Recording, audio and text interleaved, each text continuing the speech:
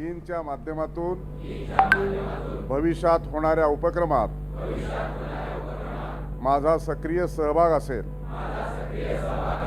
ईनने दिलेली जबाबदारी आणि आखून दिलेली आचारसंहिता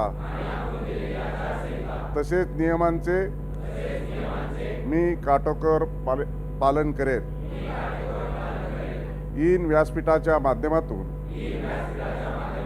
विधायक कार्य उभे करण्याचा मी आज संकल्प करीत आहे।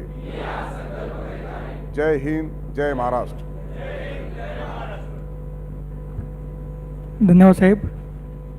आपल्याच शपथविधीनंतर हे सभागृह सुरुवात होत आहे।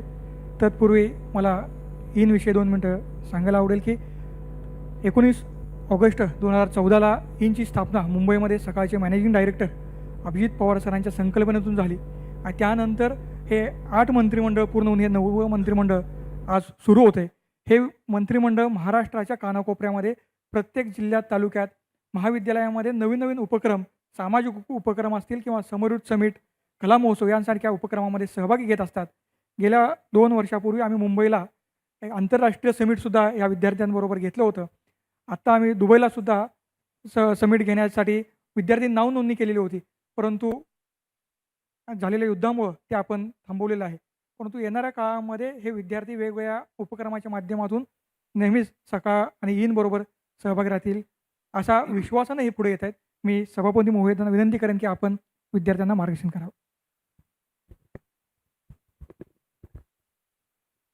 बसूनच बोलले